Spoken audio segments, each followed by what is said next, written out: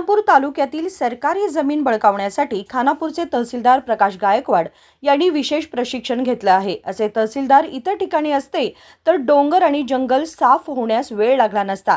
तसेच त्यांना वरिष्ठ अधिकाऱ्यांचेही पाठबळ आहे असा आरोप माहिती हक्क कार्यकर्ते भीमाप्पा गडाद यांनी केलाय। खानापूर तहसीलदार कार्यालयासमोर बोलताना त्यांनी सांगितले की हुळुंद गावातील 500 एकर सरकारी जमीन बेकायदेशीरपणे खासगी नोंदणीकडे वळवण्यात आली आहे।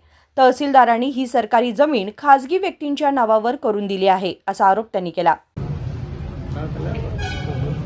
ಏನಾಗಿದೆ ಹುಳಂದ ಗ್ರಾಮದ ಸರ್ವೆ ನಂಬರ್ 3 508 ಎಕರೆ 20 ಗುಂಟೆ ಜಮೀನು ಇದು ಪೂರ್ವ ಕಾಲದಿಂದಲೂ ಗ್ರಾಮ ಜಮೀನು। ಯಾಕಂದ್ರೆ ಕಾಲಂ ನಂಬರ್ 9 11ರಲ್ಲಿ ಗ್ರಾಮದ ಎಲ್ಲ ಜನರ ಹಕ್ಕು ಇದೆ ಅಂತೇಳಿ ದಾಖಲೆಗಳಲ್ಲಿ ಹೇಳ್ತಾ ಇದೆ।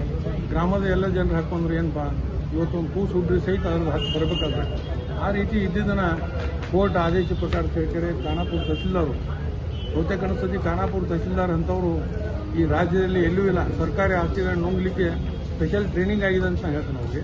ಇಂಥ ಟ್ರೈನಿಂಗ್ಗಳನ್ನ ಎಲ್ಲ ತಹಸೀಲ್ದಾರ್ ಕೊಟ್ಟರೆ ಗುಡ್ಡ ಗಿಡ್ಡೆ ಅವು ಉಳಿದ್ರಿ ಎಲ್ಲ ಸ್ವಚ್ಛಕ್ಕವು। ಇವ್ರು ಏನು ಮಾಡಿಪ್ಪ, ಖಾನಾಪುರ ತಹಸೀಲ್ದಾರು ಹೈಕೋರ್ಟ್ ಆದೇಶ ತಿಳ್ಕರೆ ಹೈಕೋರ್ಟ್ ಅದನ್ನು ಕಡಿಮೆ ಮಾಡೋದು ಹೇಳಿಲ್ಲ, ಕಾನೂನು ಪ್ರಕಾರ ಮಾತು ಬರುತ್ತೆ ಅದಕ್ಕೆ। ಆ ಪ್ರಕಾರ ಇವರು ಅದನ್ನು ಕಡಿಮೆ ಮಾಡಿಬಿಟ್ಟಿದ್ದಾರೆ।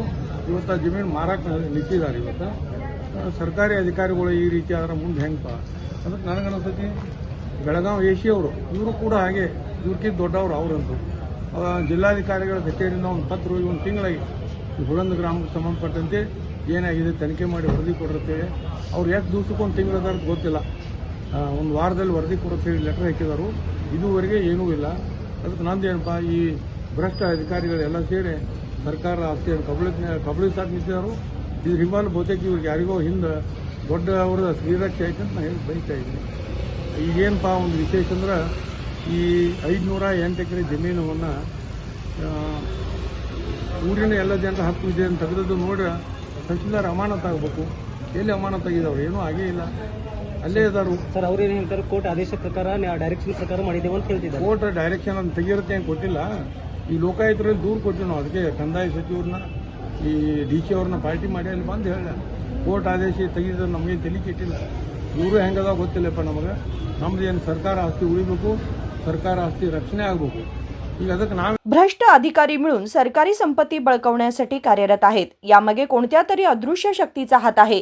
त्यामुळे राज्य सरकारने तातडीने हस्तक्षेप करून या भ्रष्ट अधिकाऱ्यांना निलंबित करावं अशी मागणी भीमाप्पा गडाद यांनी केली आहे। प्रसन्न कुंभार, KMM मराठी, खानापूर।